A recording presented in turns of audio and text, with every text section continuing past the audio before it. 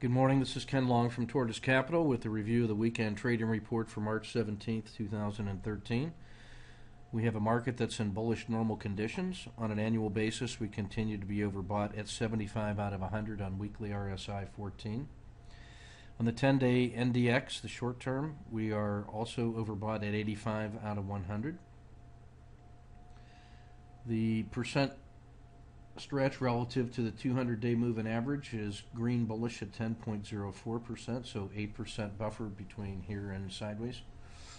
The 5-day slope of the 50-day moving average is 0.83%. That's also positive at green bullish at 0.83%. ADX nudged above 25 to 26.6 is now strong, trending up. ATR percentage has dropped to 0.78%. The risk on indicator, the risk index, which is the 30-period VIX moving average divided by the 10-period, is now risk on at 1.11. That converts to a risk Z-score of 1.26 compared to the last 5,000 days. And you can see the time series on the risk Z and showed the improvement in the risk on posture of the market as volatility declines.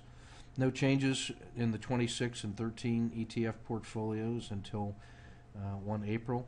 The ETF2 theoretical exposure is down to 80%. The model remains at 100% exposed, with updating of stops required this week.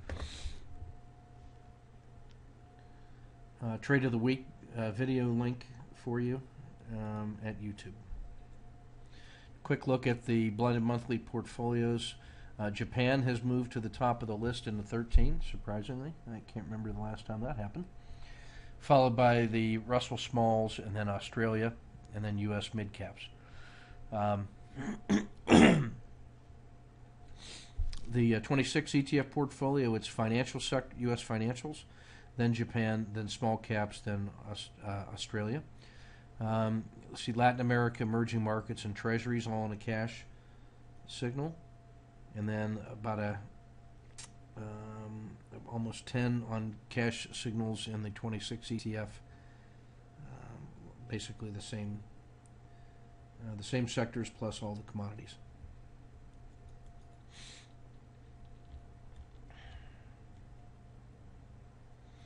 Looking at the market health check, 10, 20, and 30 days of look back are marked off by the vertical blue lines.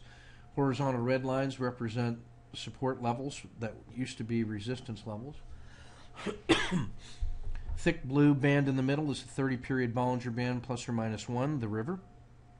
The outer lighter blue is the floodplain, which is plus or minus 2 standard deviations on the 30-day Bollinger Band. The orange price ribbon is the Bollinger Band 2 that represents the real normal price at that moment. And you can see that price is better than it's right on the boundary of the floodplain on the north, which is very positive. And it's better than the 10-period, better than the 30-period, better than the 50-period moving average, which is better than the 200-day moving average. You can see the river pulling away from the 200, and that's very favorable. The medium black line is the slope of the 30-day regression line, and you can see that is resuming and getting better as the trend continues to strengthen. And it looks like it has discounted this last little bite-sized chunk that was taken out of the indexes, and it's rejoined this longer-term slope. The thick black line in the middle is the 30-period regression line. The outer two black lines are the channel formed by the maximum excursion from that regression line during the look-back period, which occurred around 28 of February. 25 February, excuse me. You see the ADX dipped down below 25 momentarily and is now creeping back upward with the bulls firmly in charge. You can see here the Williams percent R. We've been overbought now for about 10 days and staying that way. We can stay that way for a long time, as you notice here. Percent price oscillator remains open to the upside, although declining a little bit, but that's really a function of the contribution of this bite-sized chunk right here in the market, and then the steep ascent out of that hole. So that's still a favorable sign on percent price oscillator. Excuse me. The ETF2 database summary, we have emerging markets in Latin America, both on a cash signal. This should read 80% invested and 20% cash. The globals and the U.S. are about balanced. The two strongest sectors are mid caps and small caps.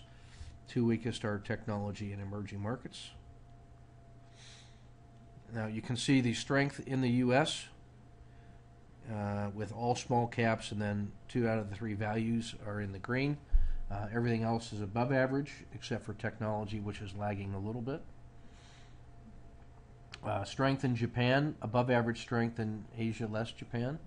You can see the a mix of winners and losers in the Asian countries, with Australia, Thailand, Philippines, and Vietnam in the front. Only South Korea lagging noticeably, and then what were last year's winners are now slightly below average: Hong Kong, Malaysia, Singapore, Taiwan.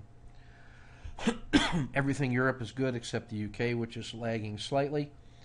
The private equity sector doing well, but otherwise, and U.S. real estate is above average, but otherwise the other asset classes, commodities and such, are below average. You can see the U.S. is starting to dominate in the business sectors, again, noticeably in finance, industrials.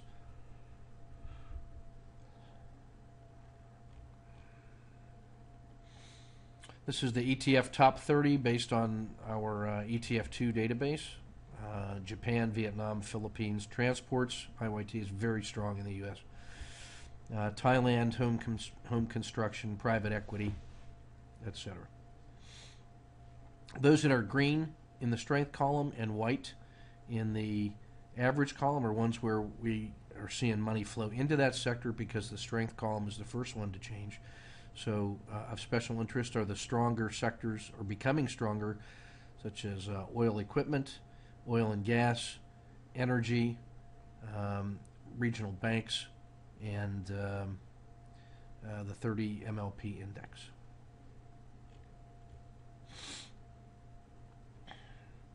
The Dow 30, sorted by the same and looked at through the same lens. Hewlett-Packard, then J.P. Morgan, Bank of America, and Travelers. 3 out of the top 5 are in financials. Then Hewlett-Packard, a success story. Moving from the bottom of the Dow to the top over the last couple of months. And 3M. At the bottom of the stack, Merck, United Health, Alcoa, Walmart, and ExxonMobil. Be looking at Intel and Microsoft making a turnaround here, as they are yellow on the strength but red on average, and that's a sign of getting stronger. By the same token, Boeing getting noticeably stronger. It's at green and 75 on the strength, and white on the average. Pfizer and American Express in the same boat, as is Disney. So Disney is one to keep an eye on as well. And the ETF liquidity just looks at the average daily dollar volume in the last 30 days and considers the intraday volatility. Those that are in green are exceptionally volatile compared to the ETF database. And that's going to be the VIX and the gold miners. Just notice that as we've come back to risk on, that the volume in the small caps picks up again. I think that for a while the technology was closing the gap with the U.S. small caps, but I think that is a function of Apple selling off, the increased volume in Apple. And now there's 50% as much volume in IWM as there is in the Qs. And emerging markets have caught up to technology, basically, in the top 4. Okay, we're going to shift over to the daily report now.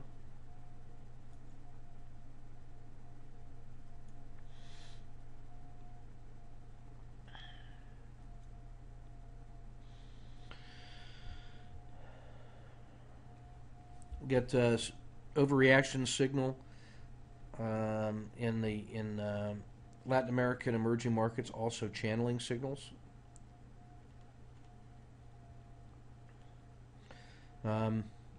5-day down in Latin America and Brazil. The auto framer shows 2-to-1 reward to risks in VIX, Cliffs Natural Resources, Treasuries, Emerging Markets, Caterpillar, and Merck. We also have a triple screen in Procter & Gamble and a channeling signal in Caterpillar.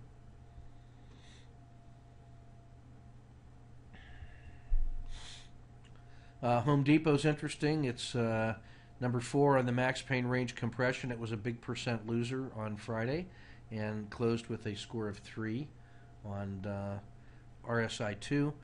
Intel and Walmart are both firing signals on RSI2. Intel was a percent loser on Friday with minus 1.3. It had a 6. No other patterns, though. Merck is interesting. It's a 2.1 on the auto framer and had a was sold off a little bit here on Friday. Bank of America turned in a big day at 3.8 and closed above its 10-period trading high. Procter & Gamble looks interesting also. It's number 2 on max pain range compression and a triple screen. Inside the ETF 30s, the VIX, Treasuries, and Emerging Markets all show better than 2-to-1 on the auto framer. Emerging Markets looks interesting, number 3 on max pain range compression in terms of value, 3.6 on the auto framer, and is both a channeling and an overreaction. Latin America is interesting. It's channeling and overreaction and 5 days down, and number 4 on max pain range compression, and closed with a 4 on its RSI2, and Brazil had a 5 on its RSI2, and then is also a 5-day down. So quite a few to choose from inside the ETFs. 30-day regression line, you can see the market has sort of rejoined its previous upward move and has discounted that big sell-off day. On a time series, you can see that over the last 30 days, that slope of that 30-day moving average has crossed over its own 10-period moving average and going to the upside. And it did that right at the 6-month average. So that says that there's room in this leg to go up. On a percent stretch basis, it has cleared the previous high at 9% above, and so there's still room for that to go, although it is at 2 standard deviations up now compared to the 6-month average. And then on a longer term basis, you can see that there's another leg left in this move up on the basis of the 30-period regression line slope, which can get this high. You got this high, that would represent about another 5 to 8% move. Z-scores of these swing trading returns over 40 days, 20 days, 10 days, and 5 days.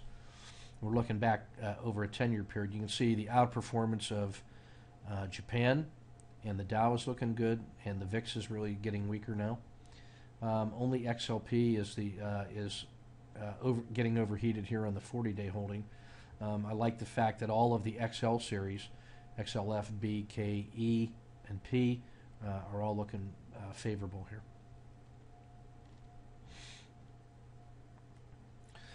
Z-scores of the 30-day regression line slopes. You can see the 90 has really taken off, and that's really a reflection that this move is the strongest we've seen in the last 6 months in terms of slope of the 90-period regression line. The 30 came down, found support at the 0 line, and is now going back up. Just one day a sell-off has brought the 10-period back a little bit, but this is all really very favorable. We've cleared the last resistance. It's well above the river on the edge of the floodplain. Everything looks good.